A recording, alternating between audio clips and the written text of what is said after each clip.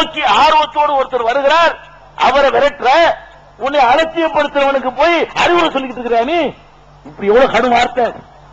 இதையும் அல்லாஹ்வுடைய தூதர் சொன்னாரா இல்லையா? மறைக்கிறதா இருந்தா இதை மறைச்சிருப்பாங்க.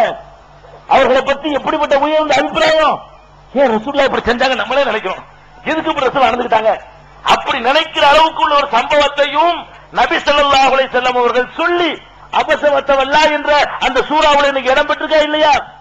இடம் பெற்றிருக்கிறது. நபிகள் நாயகம் ஸல்லல்லாஹு அலைஹி வஸல்லம் அவர்கள் முழுமையாக அல்லாஹ் கொடுத்த மார்க்கத்தை முழுசாத்தான் நம்மிடத்தில் தந்தார்கள். குறைச்சி தரல, மறைச்சு தரல, கூட்டியும் தரல. அப்ப இந்த மார்க்கத்தை முழு அளவுக்கு நம்மிடத்தில் அவர்களும் தந்தார்கள் என்பது திருக்குர்ஆனும் சொல்லுகிறது, அல்லாஹ்வுடைய தூதரும் நிரூபித்து காட்டிட்டாங்க. அப்ப அல்லாஹ்விலிருந்து வந்ததை தான் பின்பற்றணும், அது ஒரு அல்லாஹ் கொடுக்கிற அறிவுரை. அல்லாஹ் முழுசா கொடுத்துட்டாங்கிறது இன்னொரு அறிவுரை. அல்லாஹ்வுடைய தூதரும் முழுசாக நம்மகிட்ட தந்துட்டாங்க, அதுல எந்த குறையும் வைக்கல என்பது அதுவும் முழுமையான ஒரு உரைதான். இதை நீங்க விளங்கிக் கொள்ளணும். இதுக்கு பிறகு தெரிந்து கொள்ள சில அடிப்படை என்ன, மதுஹபுக்கு போறதுக்கு முன்னாடி சில அடிப்படையான விஷயங்களை நம்ம கவனத்தில் வச்சுக்கணும்.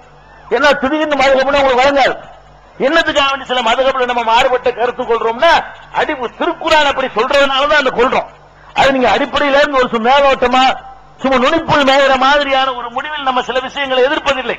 தகுந்த காரணங்களோடு தகுந்த ஆதாரங்களோடு தான் நாங்கள் சொல்லிக் கொண்டிருக்கிறோம். அதுக்காக தான் இதை சொல்றேன். அடுத்தது அல்லாஹ் இன்னொன்னு சொல்றாங்க, நீங்க மார்க்கத்துல யாரை பின்பற்றணும் அப்படின்னு சொல்ல வரும் பொழுது திருக்குர்ஆன்ல ஏராளமான 1-2 வசனம் இல்ல, நான் வந்து சில நம்பர்களை சொல்றேன், குறிச்சுக்கிறேங்க, நீங்க வேண்டாம், குர்ஆன்ல எடுத்து பாருங்க.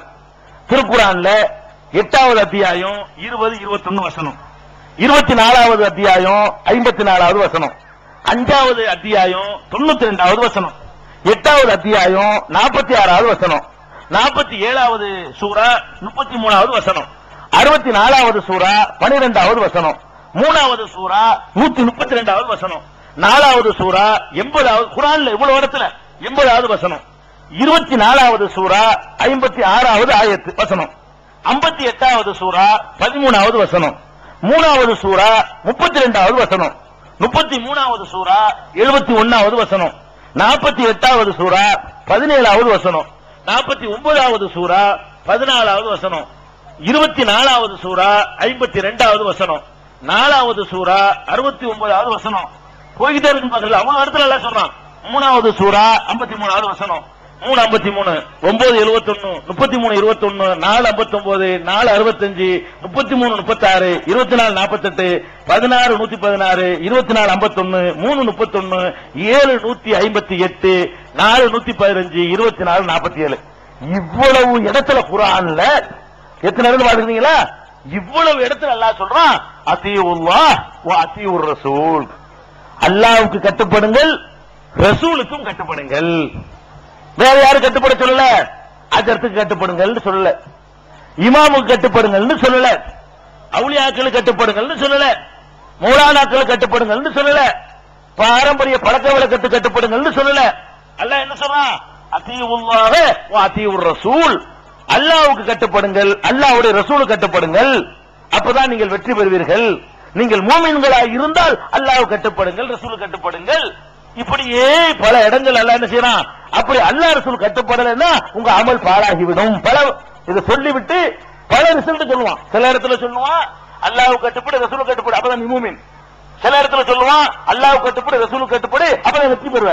சில இடத்துல சொல்லுவான் அல்லாஹ்வுக்கு கட்டுப்படு, ரசூலுக்கு கட்டுப்படு, அப்பதான் உன் அமல் வீணா போகாம இருக்கும், இல்லாட்டி அமல் நாசமா போயிடும். அப்படிமா இப்படி ஒவ்வொன்றும் சேர்த்து சேர்த்து பல இடங்கள் நாம் வாசித்த 50 வசனங்கள்லையும் கட்டுப்பட வேண்டியது யாருக்கு என்று கேட்டா, ஒன்னு அல்லாஹ்வுக்கு, தூதருக்கு வஹி வந்ததுனால, அல்லாஹ்விடமிருந்து செய்தி வந்ததுனால அவங்களுக்கும் கட்டுப்படணும். இந்த 2 தவிர வேற யாருக்கும் கட்டுப்படுமாறு அல்லாஹ் குர்ஆன்ல சொல்லவே இல்லை. எதுவா மார்க்கம் எதுவா இருந்தாலும் சரி அது அல்லாஹ் சொல்லி இருக்கிறானா, அதாவது குர்ஆனில் இருக்கிறதா, அல்லது நபிகள் நாயகம் ஸல்லல்லாஹு அலைஹி வஸல்லம் சொல்லி இருக்கிறார்களா, இந்த 2 உரைகள்ல தான் உரச சொல்றானே தவிர ஏராளமான ஆட்களுக்கு கட்டுப்படுங்க என்று அல்லாஹ் சொல்லவே இல்லை. இதை நீங்க கவனத்தை வச்சுக்கணும். கட்டுப்படுறது என்ன செய்யணும்? ஏன்னா நீங்க மறுமையில் வெற்றி பெற வழி அல்லாஹ் சொல்லும் பொழுது அந்த வழி எப்படி போனால் நீங்கள் வெற்றி பெற முடியும்னா, அல்லாஹ்வுக்கு கட்டுப்பட்டா வெற்றி பெற முடியும், ரசூலுக்கு கட்டுப்பட்டா வெற்றி. மறுமையில் அல்லாஹ் கேட்பான், என்ன கேட்பான்? ஏன்பா எதுக்கு அவன் இப்படி போயிட்ட, எப்படி இந்த காரியத்தை செஞ்ச? அப்ப நம்ம சொல்லுவோம், யா அல்லாஹ் நான் எங்க அஜர்த்து பயான் பண்ணார் ஒரு நாள், அதனாலதான் செஞ்சேன். கேட்டுக்குவானா? ஏன்டா உங்க அஜர்த்துக்கு நான் வகி குரானையா கொடுத்தேன், வகி இறக்குனா அவர் எப்படி அதை சொல்லுவாரு? நான் ஒரு வேதத்தை குரான்ல தந்து அதுல இருந்து செஞ்சியா? நான் ஒரு ஆளை தூதரை அனுப்பி வச்சு அவர் படாத பாடுபட்டு அடி வாங்கி ஓத வாங்கி ஊரை விட்டு வரட்டப்பட்டு பலவித தியாகம் பண்ணி அவ்வளவு கஷ்டப்பட்டு உனக்கு வழிகாட்டிட்டு போனாரப்பா, அந்த வழியை பின்பற்றினியா? அதை கேட்பானா? எங்க அத்தா சொன்னாருன்னு விட்டுவானா? விட மாட்டான், ஒரு கால் விட மாட்டான்ல. அப்ப நம்ம என்ன பண்ணணும்? அல்லாஹ் சொன்னானா ரசூல் சொன்னார்களா, இந்த ரெண்டு அளவுகோலை பின்பற்றினால் மாத்திரம்தான் மறுமையில் வெற்றி பெற முடியும். அதைத்தான் நல்லா வழியா சொல்லி காட்டுறான். மறுமையில் வெற்றி பெற வழி என்னிடமிருந்து வந்த வழியாக இருக்கணும், அது முழுமைப்படுத்தப்பட்ட வழியாக இருக்கணும், அது மறைக்கப்படாத வழியாக இருக்கணும், அது நான் சொன்ன வழியாக இருக்க வேண்டும், என் தூதர் சொன்ன வழியாக இருக்க வேண்டும். இதை தவிர வேற வழியா இருக்க முடியாது என்று அல்லாஹ் ரப்பல் ஆலமீன் சொல்றான். இப்ப மதுஹப் நம்ம சொல்றோம். மதுஹப் என்றால நல்லா தெரியுது, பல வழிகள் என்று வந்துட்டா இல்லையா? ஒரு வழி இல்ல. ஒரு வழின்னா 4 மதுஹப் 5 மதுஹப் வராது. பல வழிகள் இருக்கு. எப்படி பல வழி? இவருக்கு சுன்னத்து அவருக்கு சுன்னத்து இல்ல, இவருக்கு மக்ரூஹ் அவருக்கு மக்ரூஹ் இல்ல, இவருக்கு ஹராம் இவருக்கு ஹராம் இல்ல. இப்படியாக ஒரு சின்ன உதாரணத்துக்கு வேணா நீங்க உங்கள்ட்ட இருந்தா ஃபிக்ஹின் கலைக்களஞ்சியம்னு ஒரு புத்தகம் போட்டிருப்பாங்க தமிழ்ல. குர்ஆனியா புக் டிப்ப வெளியீடு. அதுக்காக காசு கொடுத்து வாங்கி நிறைய அதை உற்பத்தி ஆக்கி விட்டுறாங்க. இருக்கிறாட்ட ஓசையை வாங்கி பாருங்க, இருந்துச்சுன்னு சொன்னா. ஏன்னா அதை வாங்கிக்கிட்டு அதை ரைட்டு நினைச்சிடக்கூடாது மக்கள். அது போய் பாருங்க, அதுல என்ன இருக்கும்னு கேட்டா என்னென்ன பிராணிகளை உண்ணலாம் உண்ணக்கூடாது ஒரு லிஸ்ட் கடைசியா போட்டிருப்பாங்க. அதுல பாத்தீங்கன்னா கழுகு மயில் கழுதை குதிரை இப்படின்னு சொல்லி எல்லா பிராணிகளுடைய பெயர்களையும் போட்டிருப்பாங்க. போட்டுட்டு குதிரை போட்டுட்டு சாதிக்கு ஹலாலு, ஹனபிக்கு ஹராமு, மாலிக்கு மக்ரூஹ், ஹம்பலிக்கு மக்ரூஹ். ஒரு பொருளுக்கு 4 சட்டம் போட்டிருப்பாங்க. ஒவ்வொரு பிராணிக்கும் இவற்ற மக்ரூஹ் அவற்ற சுன்னத்து அவற்ற மக்ரூஹ் தஹரீம் இவற்ற மக்ரூஹ் தன்சீஹ் இவற்ற ஹலால் அவற்ற ஹராம். இப்படியே அதை படிச்சு அம்புட்டு பிராணிகளையும் போட்டு 4 கட்டம் போட்டு ஹலாலு ஹராமு மக்ரூஹ் தஹரீம் தன்சீஹ் இப்படி போட்டு வச்சிருப்பாங்க. இதை ஒருத்தன் படிச்சாண்ட இது 1 மார்க்கமா 4 மார்க்கமா? ஏங்க இஸ்லாம்ங்கிறது 1 மார்க்கமா 4 மார்க்கமா? 1 மார்க்கம். இருக்கிற வேதம் ஒண்ணு. நிறைய அல்லாஹ் தூதர்கள் அனுப்பினாலும் நமக்கு அனுப்பின தூதர் ஒருத்தர். நிறைய தூதர்கள் அனுப்பியிருக்கான், ஒரு தூதர் அனுப்பல. அல்லாஹ் நிறைய வேதத்தை தந்திருக்கலாம், நமக்கு அல்லாஹ் தந்த வேதம் ஒண்ணு. நமக்கு வழிகாட்டுக்கு அல்லாஹ் அனுப்பின தூதர் ஒருத்தர். நமக்கு அனுப்பின மார்க்கமும் ஒண்ணுதான். 7 மார்க் அனுப்பல. ரசூல் ஸல்லல்லாஹு அலைஹி வஸல்லம் சஹாபாக்களை பார்த்து, சஹாபாக்களே நான் சில விஷயங்களை சொல்கிறேன், அந்த விஷயங்களை இந்த இவ்வளவு பேர் மட்டும் எடுத்துக்கிறங்க. இன்னொரு விஷயம் சொல்ல போறேன், அதை இவ்வளவு பேர் எடுத்துக்கிறங்க. இன்னொரு விஷயம் சொல்ல போறேன், இவ்வளவு சொன்னாங்களா? ஒரு நாள் ஆச்சு ஒரு விஷயத்துல ஆச்சு. ரசூல் ஸல்லல்லாஹு அலைஹி வஸல்லம் சொன்னா எல்லாருக்கும் சேர்ந்தா ஒண்ணு சொன்னாங்க. ஒண்ணு ஹலால்னா எல்லா முஸ்லிமுக்கும் ஹலாலா இருக்கணும், ஒண்ணு ஹராம்னா எல்லாருக்கும் ஹராமா இருக்கணும், ஒண்ணு கடமைன்னா எல்லாருக்கும் கடமையா இருக்கணும், முஸ்லிமுக்கு பூரா கடமையா இருக்கணும். கடமை இல்லைன்னா முஸ்லிமுக்கு பூரா கடமை இல்லைன்னு சொல்லணும். அது என்ன எனக்கு கடமை இவருக்கு கடமை இல்லைன்னா நாங்க 2 பேரும் யாரு? நாங்க 2 பேரும் யாருன்னு முஸ்லிமா இல்லையா? 2 பேருக்கும் குர்ஆன் ஒண்ணா இல்லையா? 2 பேருக்கும் அல்லாஹ்வுடைய வழிகாட்டி தூதர் ஒருத்தரா இல்லையா? குழப்புது இருக்கா? உங்களுக்கு குழம்புதுல குழம்பு என்னடா இது 4 வருது. அல்லாஹ் என்ன சொல்றான்னு கேட்டா அடுத்து வைக்கிறான், ஆப்பு வைக்கிறான். இன்னும் மதுக்கு வந்த வாழங்கள் அப்புறமேல வரும். ஒரு அடிப்படை அல்லாஹ் ஆப்பு வைக்கிறான். என்ன ஆப்பு வைக்கிறான்னு கேட்டா மார்க்க தீனுல் இஸ்லாம் என்பது பல வழிகள் இல்லை. அடுத்து அல்லாஹ் வைக்கிறான். எப்படி சொல்றான்னு பாருங்க. அன்னஹாதா சிராத்தி முஸ்தகீமா, இதுதான் என்னுடைய ஒரே நேர்வழியாகும். ரசூலுல்லாஹ் அல்லாஹ் சொல்றான், இதுதான் என்னுடைய ஒரே நேர்வழியாகும். ஃபத்தபிஊஹு, அந்த ஒரு வழியையே பின்பற்றுங்கள். வலா தத்தபிஉ சுபுல, பல வழிகளை பின்பற்றி விடாதீர்கள். பல வழின்னு வந்துட்டாலே குழப்பம்னு அர்த்தம், ஃப்ராடுன்னு அர்த்தம். ஒரு வழியை பின்பற்றுங்கள், பல வழிகளை பின்பற்றி விட்டீர்களேயானால் ஃபதஃபர்ரக பிக்கும் அன் சபீலிஹி, அவனுடைய ஒரு வழியை விட்டு உங்களை மாற்றிவிடும். எனக்கு இது உனக்கு அது உனக்கு அதுன்னு போனீங்க, அல்லாஹ் கொடுத்த ஒரு வழியை விட்டு ஓடி போயிருவீங்க. அல்லாஹ் நான் சொல்ல இத அல்லாஹ் ரப்பல் ஆலமீன் திருக்குர்ஆன்ல 6வது சூராவுல 153வது வசனத்துல சொல்றான், அன்னஹாதா சிராத்தி முஸ்தகீமா, இதுதான் என்னுடைய ஒரே நேர்வழி.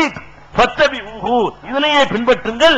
வலா தத்தபிஉ சுபுல, பல வழிகளை பின்பற்றாதீர்கள். பல வழியை பின்பற்றினா என்ன கதி ஏற்படும் அது சொல்றான் அல்லாஹ். ஃபதஃபர்ரக பிகும் அன் சபீலிஹி, அவனுடைய ஒரு வழியில் இருந்து உங்களை மாத்திரும், உங்களை திருப்பிரும், உங்களை வேற வழியில தள்ளிரும் என்று சொல்றான்.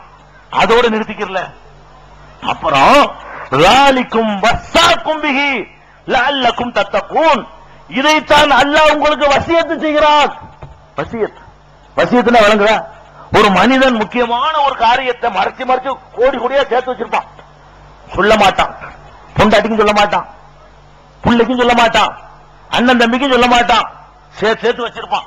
ஏன்னா கேட்டுவாங்க இல்ல, நாளைக்கு சக்கராத்து காலம் வந்து நோயில படுத்து நாளை கழிச்சு மூத்தா போயிருவங்க போது கும்பிடுவான். எப்ப கும்பிடுவான்? மூத்தா போயிருமே, அடுத்தவனுக்கு போயிடக்கூடாத, இந்த அந்த இடத்துல இவ்வளவு ரூபா பறிச்சு வச்சிருக்கிறேன், இந்த அதுக்குள்ள இவ்வளவு நகை இருக்குது, இந்த பேங்க்ல லாக்கர்ல இவ்வளவு ரூபா வச்சுக்கிறேன்ப்பா இது சொல்லுவோம். வசியத்துங்கிறாதான். வசியத்துன்னு சொன்னா முக்கியமான விஷயங்களை தவிர்க்க இயலாத பயங்கரமான செய்திகளை தான் வசியத்துன்னு சொல்லுவோம். அல்லாஹ் என்ன சொல்றான், இதை சொல்லிவிட்டு நான் உங்களுக்கு செய்யற வசியத்தை தான்ப்பா, ذَلِكُمْ وَصَّاكُمْ بِهِ, இதைத்தான் அல்லாஹ் உங்களுக்கு வசியத்தாக செய்கிறான். இதான் இறுதி உரைன்னு அர்த்தம். இறுதி அறிவுரை, கடைசி அறிவுரை. இதைத்தான் அவ்வளவுதான். இது கடைசி கடைசியா ஒண்ணு சொல்றோம்ல, 1000 இருந்தது கேட்க மாட்டான், 1000 தடவை அறிவுரை சொல்லுவோம் பிள்ளைக்கு கேட்க மாட்டான், கடைசியா கூட கடைசி வார்னிங் மாட்டா, இதான் கடைசி, இனிமே போய் அவ்வளவுதான் பாத்துக்க அப்படின்னு சொல்லி வாத்தியார் எச்சரிப்பார்ல மாணவனை, சேட்டை பண்ற மாணவனை ஒரு நாள் கண்டிப்பாரு, 2 நாள் கண்டிப்பாரு, கடைசியா நாளைக்கு நீக்கும் போது என்ன செய்வாரு, கடைசி ஒரு சான்ஸ் கொடுவாரு, இதான் கடைசி, இனிமே சொல்ல மாட்டேன், லாஸ்ட் வார்னிங் பண்றேன், லாஸ்ட் வார்னிங். அல்லாஹ் இவ்வளவு சொல்லி சொல்றான், உங்களுக்கு லாஸ்ட் வார்னிங் செய்கிறேன், கடைசி எச்சரிக்கை. என்ன எச்சரிக்கை? ஒரு வழியை பின்பற்று, பல வழியை பின்பற்றாத, இதுதான் கடைசி எச்சரிக்கை. அந்த வழி எனக்கு, இந்த வழி உனக்கு, அந்த வழின்னு போனே அவ்வளவுதான் சொல்லிட்டு லஅல்லக்கும் தத்தகூன், அப்படி போகாமல் இருந்தால்தான் நீ தக்வா உள்ளவனாக, இறையச்சம் உடையவனாக, அதாவது மறுமையில வெற்றி பெற்றவனாக ஆக முடியும். அடுத்து அடிப்படையெல்லாம் வைக்கிறான். ஒரு மார்க்கம், ஒரு மார்க்கமுக்கு மாற்றமா என்ன சிந்தனை வந்தாலும் சரி தூக்கி போட்டு. சரிக்காண்டு வந்திருக்கு, இவர் சாதிரி, அவர் காதிரி, இவர் சுகரபதி, இவர் நக்சபந்தி, இவர் சிஸ்தி, இவர் அது இதுன்னு போட்டுக்கிட்டு ஆளுக்கு ஒரு திக்ரு, ஆளுக்கு ஒரு டான்ஸ், ஆளுக்கு ஒரு கூத்து. சரிக்கான்னு சொல்லிங்க, நான் அவருக்கு முடியுது, நான் இவருக்கு முடியுது, இவர் ஒரு டைப்பா திக்ர் பண்ணுவார், அவர் ஒரு டைப்பா திக்ர் பண்ணுவாரு. நாங்க வந்து காதிரி, நாங்க இப்படித்தான் நடக்குவோம், நீ ஏன் எப்படி நடக்கிற, நாங்க சாதிரி எப்படித்தான் நடக்குவோம், நீ ஏன் எப்படி பண்ண, நாங்க சுகரவர்த்தி, நாங்க நக்சபந்தி, நாங்க சிஸ்தி. பல மார்க்கமாச்சா பிராடுன்னு இருக்கும். பல மார்க்கமா இருந்தா அதுதான் பிராடுன்னு பேரு. வழங்குதா? அத வந்து அல்லாஹ் வந்து எச்சரிக்கிறான் 683.